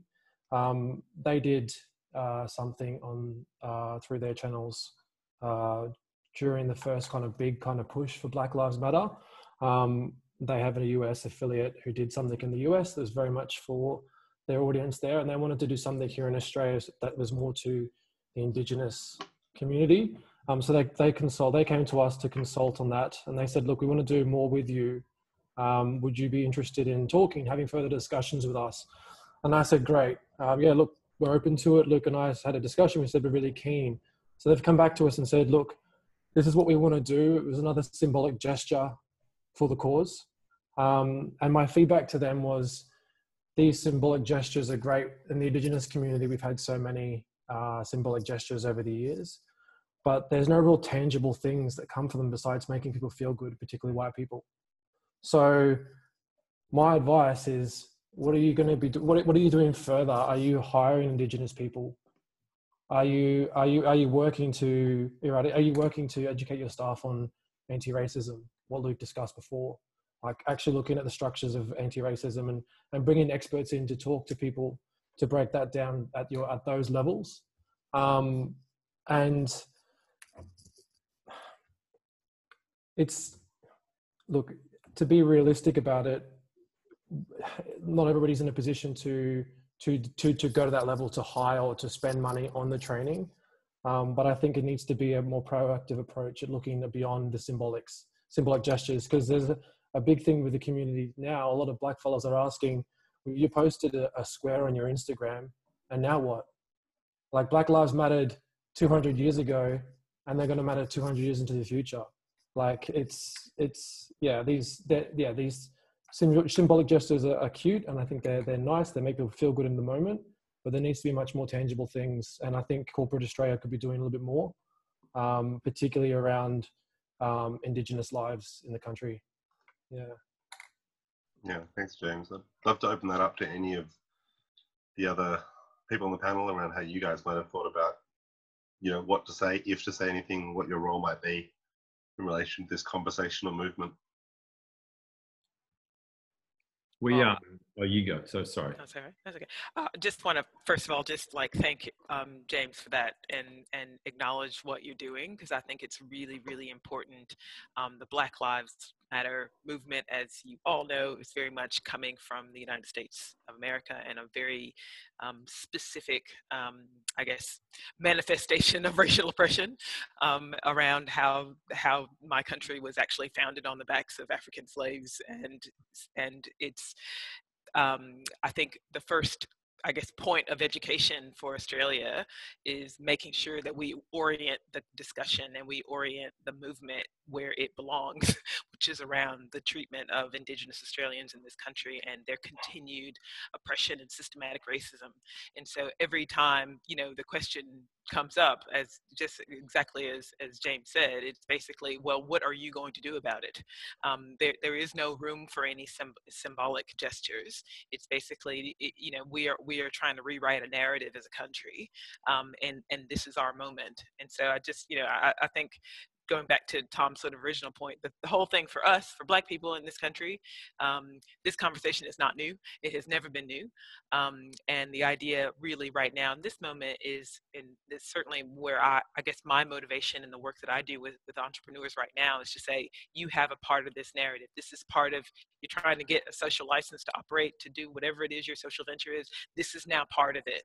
So you need to be, you know, you need to be working on that, and you have to take that emotional and intellectual labor on for yourselves, and not just sort of lay it at the feet of, you know, the closest brown person you can find to see if they can sort it out for you. And so, and what does that mean? And I you know, I do confront people that I work with, and I am, you know, I do push the ball back at them, and that, but at the same time, part of what I do is create a safe place where that's allowed. And the people that I'm seeing that I work with right now, they're willing to sort of catch the ball, and not just sort of, you know, put it down and turn away and run home, which is probably more what it was like, what the landscape was like before the movement that we're seeing right now. Thank you, Cindy.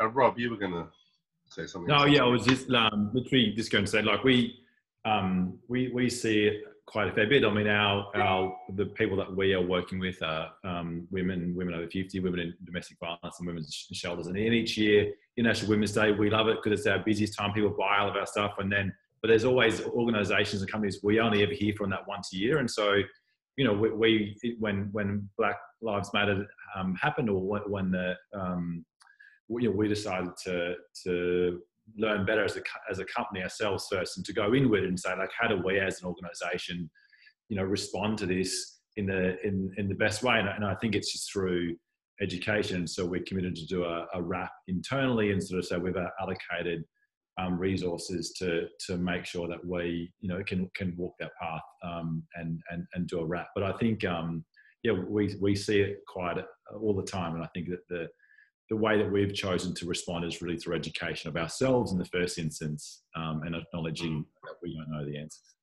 Yeah, and RAP is Reconciliation Action Plan for everyone. I was imagining people just imagining you writing a cool little tribute to, like, Black Lives Matter or something internally. And go, okay, interesting approach, but got a more creative approach. From the perspective of moving feast in our collective, I mean, you can't do any kind of food system work in Melbourne without understanding that the reason why Melbourne is where it is because it was the food bowl of the Kulin Nations. The Yarra River that the Indigenous community here didn't call the Yarra. It was a mishearing of the word. So it's actually called the Birrarung. So the Birrarung River that runs through the middle of the city of Melbourne, you know, created this incredible food bowl that was here. And so for us, it's absolutely core to the work that we're doing. So one of those kind of areas that you would have maybe seen on one of the slides was very much embedding kind of First Nations, not only kind of knowledge, but the traditional owners into the work we're doing to help us lead that. The other thing is we do a lot of work of the young people who come to street, that we provide training and employment pathways to. Obviously, we have a really significant number of Indigenous young people who come through our programs. One of our programs is also a prison cafe. So the youth prison here in the heart of the city, Parkville Youth Prison, has a very, very disproportionate number of Aboriginal young people incarcerated there. So I guess what we've been doing too is thinking kind of longer term. What are all those employment pathways that get opened up into this system, and how do you actually take a project like this and allow the project to create a whole heap of reconciliation options and opportunities? You know, when you're talking about food, you know, food is so imbued with culture, and so that ability to be able to kind of look back in time, not just be saying, hey, what do we need for 2050 for, you know, the food system that we need for the climate that we're going to have in the future, but how can we, you know, we've got to look backwards and say, what was the food system that was here? What was the knowledge that was here? What were the practices and the cultural practices that were happening around food that were here, and use those stories, I guess, to help us reconcile and kind of thread the future with all of that past as well. So I'm actually really excited about food being actually the vehicle for doing some really deep reconciliation work, but also too understanding that Melbourne is such an incredibly rich multicultural city. So you've got so many, you know, different cultures coming around a table when you're talking about food, and I think that's one of the things that that brings a richness, I guess, that what happens when you bring people together around a table, around food from all different cultures, and start conversations, I think is really beautiful. So I think food can be the mechanism by which some of that change can happen as well, not just the kind of external work on the system. It's the process that we can embed, you know, delicious conversations too. Yeah, brilliant. Look, we're getting, this is just such a great conversation. I just wish we had twice as much time. But I wanted to just flag, if there's any other questions from the group, I'd love you to put them in the Q&A. Let's do a bit of a lightning round now. I'm just going to bring in a couple of questions that have been sitting there for a little while, and just while I've got you on the screen back, I thought there was quite a specific question from your original presentation, which was just, is there, as part of that kind of ecosystem we were talking about, is there a community-driven Deliveroo or Uber Eats style delivery operation? Because I know there's been some specific issues around those kind of food restaurant sector intermediaries, I guess, and do we have a more community, you know, oriented version of that? Yeah, look, it's a really good question. It's something we're doing a lot of the thinking around at the moment. So we've got an absolutely wonderful social enterprise here called Good Cycles, who started off originally as a kind of bike maintenance social enterprise, but have evolved well beyond that to now being a logistics social enterprise. And they're particularly good at looking at how you can deliver a whole heap of city services via bikes and also by share car.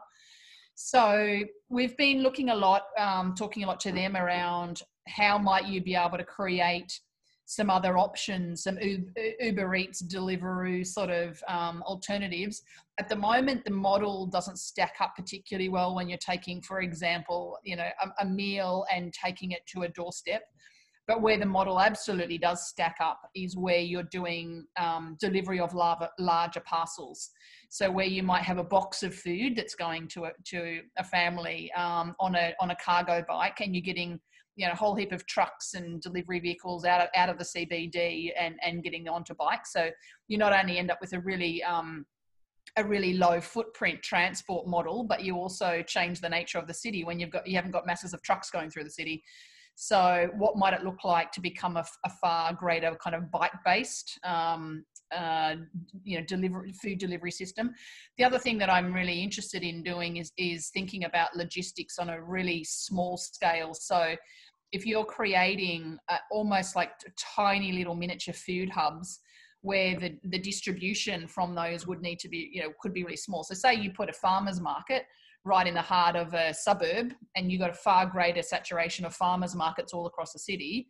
And what you did is you attached, you know, things like produce boxes and food boxes to those, you know, to that as well. So say you couldn't get out to your local farmers markets for whatever reason, age or, you know, proximity or whatever reason, you might do all your picking and packing of all your, you know, your food boxes, but have a bike-based delivery system that uses a hub and spoke model, kind of going from those, you know, weekly farmers markets out to a household level. So where you can essentially utilize the really underutilized assets in a city. At the moment, you know, none of us are wanting to build, you know, business models where we're having to invest in new infrastructure and long leases and any of that stuff. How do you build these new kind of pivot businesses and test them you know, assets that are already sitting on there, or piggybacking on existing things that are there. And there's, you know, when you start to look around a city, not only are there a whole heap of kind of underutilized assets, but that's going to be increasingly the case when you've got heaps of retail closing. As soon as the JobKeeper, you know, IV drip gets turned off, you know, we're going to see so many of those cities, you know, really have to evolve. So I'm really interested in how you create logistics systems that are really low footprint, but also give us, you know, make us a city that's better, you know, transport from a foot and a cycle perspective. Yeah, brilliant. James, I wanted to, I mean, if you'd be willing to answer a question originally directed to Luke, and this is a bit of a tricky one, I know, probably unfair to ask you to do this in a lightning round format, because it's just a nice, simple, easy question here, which is, what does a decolonised Australia look like to you? So could you, if I could be so cheeky as to ask you, if it would be possible to do briefly, Wow. sketch out that positive vision, I guess, of you know, how will we know if we've got there? How do we know if you were talking about, you know, that we have moved beyond symbolism, that we've really made some strides in the right direction, at least? Yeah, oh, that's a really tough one. I think for me personally, I think I'd love for a time where we have in Australia that everyone who lives here has co-opted some of our ways and practices, and we all do acknowledgement to country now, which I've noticed, and I think, again, it's a symbolic gesture, but the meaning behind it, I feel like sometimes it's done with no actual meaning. And my father, when I was a small boy, he's from Southwest Victoria, Gunditjmara man. He grabbed me as a child and he put his sweat, he grabbed his sweat from his underarms and he put it on my skin. And he stood there and he spoke to the land of the country that we were on, and he acknowledged it. And I didn't quite understand at the time what he was doing. But he explained to us why we do that, because we're not from these areas. We move, and the world was changing so fast. We're all, you know, migrating around and moving around. He said, we do that so the spirit of that land knows who you are. And so it was actually done with intent. And I think I'd love for a point where Australia comes to that place where we're actually, as a nation, moving with that knowledge and that understanding of land, spirit, connection, culture, community, in the true sense. Yeah, and that's at all levels. Yeah, that's as good as I've got, I think. I think that's, yeah, I would love that also. So final couple of like very brief questions from me, but I wanted to bring you back in, Kate, and just ask about, I think, this dynamic in a social enterprise where there's kind of a different layer of stakeholders. Obviously, when we're contemplating changes to our business, you know, traditionally, I guess that's perhaps a negotiation between the managers and the shareholders or owners or investors. In a more progressive and I think a better run company, that would also very much involve staff, hopefully coming on the journey and helping reimagine. But in the social enterprise, there's also beneficiaries who may also be staff, but obviously, you know, coming at it from a, you know, have a different relationship and a different set of confidences and things like that you were talking about. So how did you guys kind of think about what you needed to do in a way that supported your beneficiaries and, you know, people who might be more vulnerable to kind of come with you on that journey? How did you involve them in the decision and the pivot, your pivots? Well, we just asked them. It sounds. Oh, well, there we go. All right, we're done here. Yeah, I mean, look, I guess it's important to use channels that people need. So it wasn't these big lengthy emails, like consultations, survey processes. It was literally just setting up a WhatsApp group or sending a text. You know, we know that like text messages are a medium that our community is, you know, it's the best way to contact everyone. So we just asked a very open question. It wasn't even really like, what's option A, B, or C? It's like, what do you need right now? How can we support? How can we help? Do you want to stay in touch? Let's stay in touch. Okay, great. What does that look like? Do you have access to Zoom? Okay, great. Here's the link. Can you get onto Zoom? And it was interesting because within, you know, we very quickly came to a decision that this is how we were going to stay connected with everyone and do some online craft classes and things. And then I was speaking to an institute who was doing training and things with the same kind of demographic. And I said, oh, you know, what are you doing online? Are you doing anything? Do you have any plans? And like, oh, no. There's an inclusion issue with online because they don't have access to the technology. They don't, you know, like people will be locked out. People won't be able. And I was like, oh, interesting, because, you know, we've had 100% success in getting out, you know, and I'm talking about a dozen people here. It was a bunch of women who were involved in an industrial sewing class who are now, you know, learning face masks and things online. So I just think it's interesting how we can make assumptions about what inclusion looks like, and that it wouldn't be inclusive to do something online because people don't have access. You just got to ask, I think. Yeah, thank you. And so my final question, I'm going to go back to you, Duco, because I really appreciate how you brought up the personal dimension of the challenge at the moment, and not just business challenges, but you know, but challenge all of us. You mentioned, I think it's made all of us a lot more anxious and uncertain. It feels, it's very disorienting to not feel more confident about what the next few months might bring. And so I wonder if you could just share kind of what that looks like, not just as a personal challenge, but in terms of how we support. You know, I think it's kind of challenged us in businesses as well to support our team and our communities, whatever form that might take, whether that's a physical community like yours, or our staff community, or our beneficiary community. New ways, can you talk a little bit like how that might look like for you, and I guess what particularly might we take from this into the longer term in terms of building more supportive communities and being more honest about these sorts of elements of the human experience as well?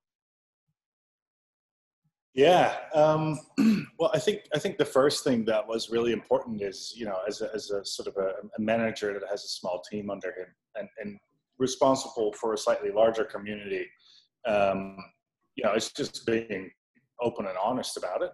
I think just being open and honest about it yourself tends to make people feel more comfortable, tends to make them feel more you know, I think they accept their own feelings a little bit more that way as well. So what I started doing was, look, I said, this is the state of the situation. This is what I think will happen. This is how I feel about it, you know, without trying to transfer any anxiety I have towards my team, and asking them to open up about it as well. So every morning, I'd start with asking, well, how motivated are you? What are your levels of anxiety? You know, how's your family? And every morning we do that. And that allowed, I think, my team to feel a bit more comfortable, allowed them to open up about some personal issues. And, you know, a lot of them are from abroad. So, you know, you learn about the struggles that come with that as well. And obviously I have similar challenges.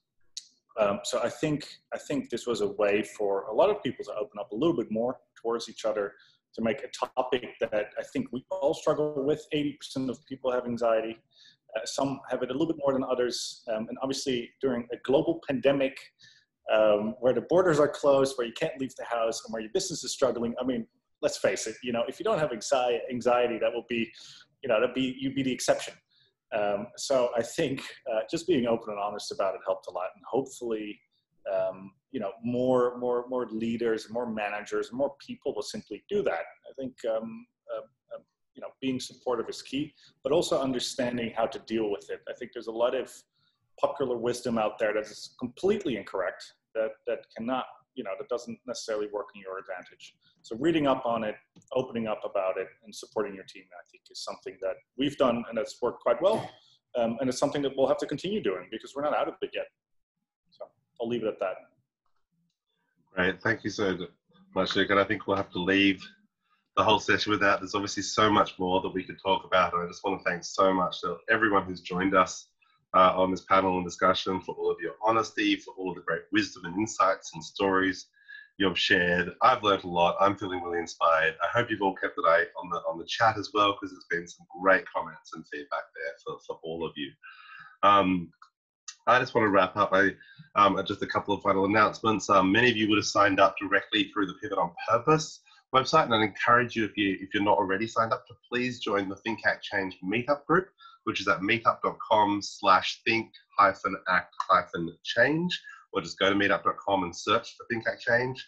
I want to thank again the Darling Square Community Bank for their support to relaunch this program of events, and really recommend that, particularly if you're in that area, you should definitely be checking out the Darling Square Community Bank. They are the community bank network, is part of Bendigo Adelaide Bank, and it's really, you know, one of the original social enterprises.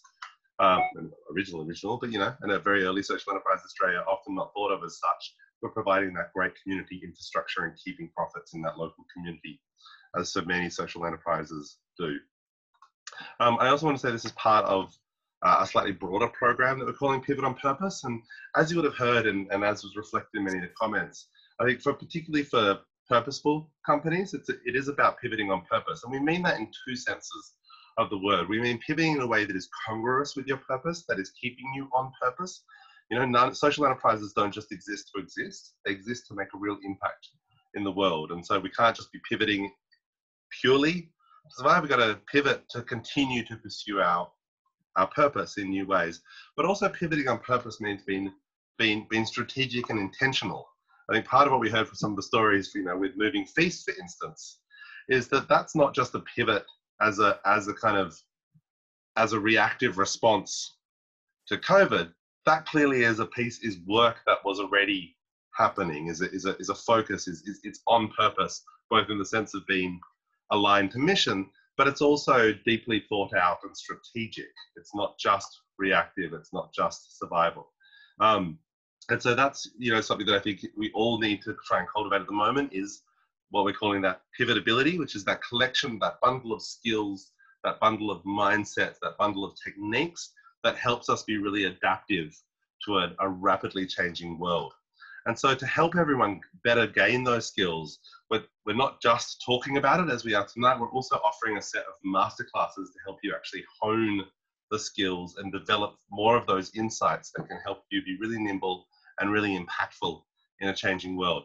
I do want to announce a little bit of a pivot though in that program, which is we got a lot of feedback that, given that we announced the program relatively late, it was originally intended as a full day of masterclasses tomorrow. But a lot of people told us that just didn't work for them because they couldn't clear the whole day. They weren't able to make it. And so we've actually kind of slightly pivoted that program in response to that feedback we've got. And we've rescheduled it to be each Wednesday afternoon in August. So it's now a more spaced out program. You know, it's an hour and a half each week to kind of come and do one of these masterclasses. And so I'd encourage, if anyone has booked it and that doesn't work for them, you'll have the chance to get a refund. But if you didn't book because that timing didn't work, and hopefully this will work for you better, I'd really encourage you to check out that program again, because it's got some really incredible people teaching some really important skills. So what you'll learn each Wednesday afternoon in August is how to redesign your organization with your community using human-centered design practices with Ben Pekatich, who's the founder and CEO of Dynamic 4, social impact design and technology agency. How to refresh your brand and your story to suit the times. So once you've redesigned your organization and your product, how do you then refresh that story and that brand that backs that? With Luke Fancini, the founder and CEO of Chief Do-Gooder from The Sponge and Ethical Communications, or an impact-oriented communications agency, and B Corp. How to then take that story and that evolving brand and use it to reach new audiences and build community and raise money online with me from Start Some Good. And then how to leverage low-cost video as a way of really getting that story out there and creating great impact with the storytelling with Natasha Akib from Digital Storytellers. So it's a real collection of experts at their particular piece. And so please do check out that program. It's still available for one low price. It doesn't kick off now for another week. And so that's at pivotonpurpose.online.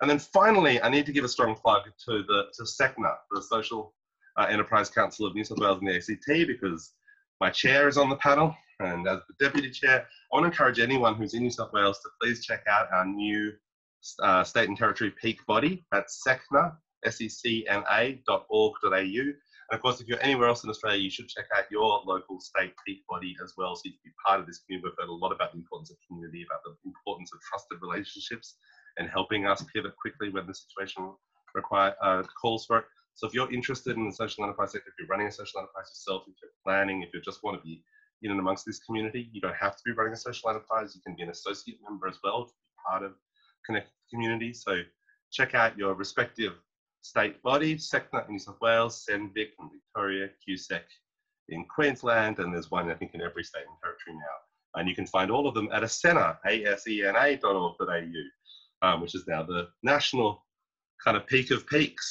And it's wonderful to see this increasing connectedness within our sector. So thank you all for spending some time with me tonight. This has been so fun, so inspiring, so insightful. I'm going to watch it again so I can really listen and not have to think about my next question. Thank you all so much. It's been really rich and rewarding. Have a great evening, everyone. Thanks all.